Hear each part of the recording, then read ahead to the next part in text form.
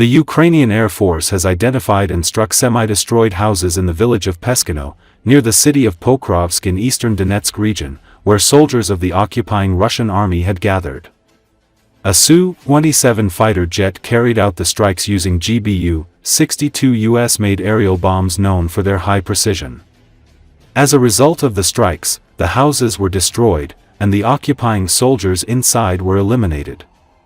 Footage of the explosions has been shared on Telegram channels. Russian army units mainly involved in assaults on Pokrovsk have been concentrated in the village of Peskino.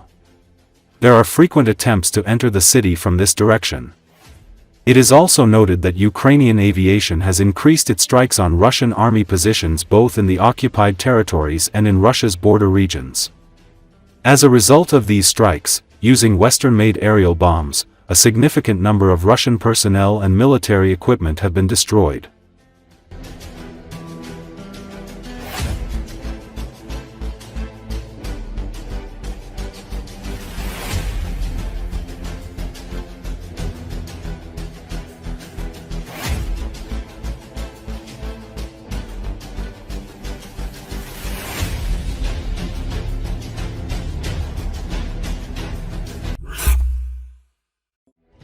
As reported on the night of the 3rd of August, the SBU's attack drones visited Saki airfield, 240 kilometers from the front line in Russian-occupied Crimea.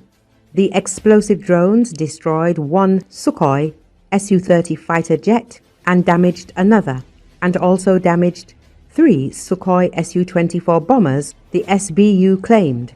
An aviation depot, potentially containing weapons or fuel, was also hit, according to the SBU. The successful special operation of the SBU in Saki is another step towards weakening the enemy's ability to wage a war of aggression against Ukraine, the SBU announced. The occupiers should remember that they will never feel safe on our land. What's especially embarrassing to the Russians is that they just finished building at least 12 concrete bunker shelters at Saki to house the aircraft operating from the often attacked base. Inside these reinforced shelters, we've identified both jets and larger drones, including the Orion, reported Tatarigami, the head of the Ukrainian Frontintelligence Insight Analysis Group. The shelters didn't fully protect the planes at Saki, if the SBU's claims are accurate. The Saki raid brings to 27 the number of Russian aircraft Ukrainian drones have destroyed or damaged since the 1st of June. It's not the worst month for the Russian Air Force since Russia widened its war on Ukraine 42 months ago, but it's close. In all, Russian forces have lost 162 planes and 157 helicopters, according to Euromaidan Press media outlet. The SBU's deep strike campaign, mostly targeting Russia's own deep strike assets, dramatically widened this summer.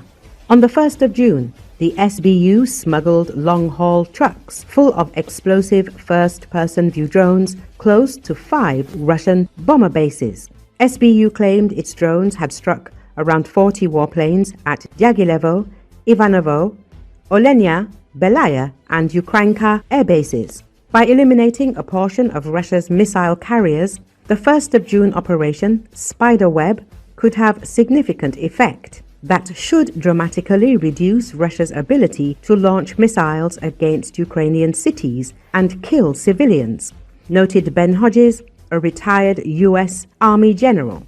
On the night of the 27th of June, the SBU's long-range attack drones, potentially Ukroboronprom AN-196s, dealt another painful blow to the occupiers. According to the service, the explosive drones struck the Russian airfield in Kirovsk, 130 miles from the front line in southern Ukraine.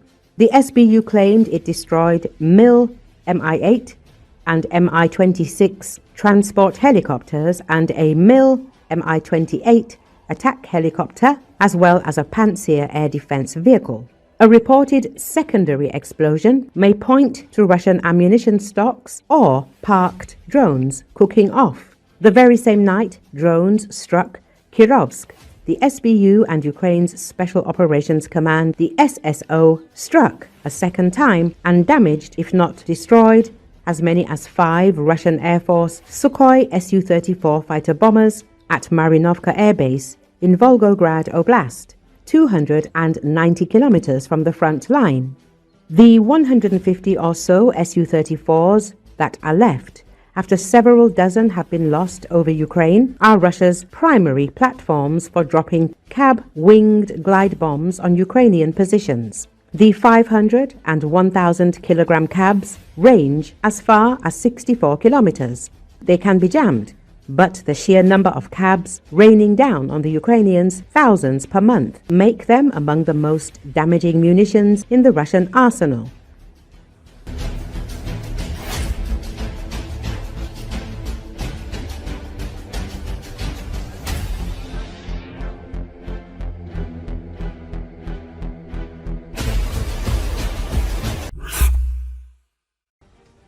The summer offensive of Russian troops in Ukraine ended with advancement at the tactical level, and the counter-offensive of the Ukrainian armed forces has not yet begun. This is what former FSB officer Igor Strelkov-Girkin, who is serving a sentence in a Russian prison, wrote in his Telegram channel.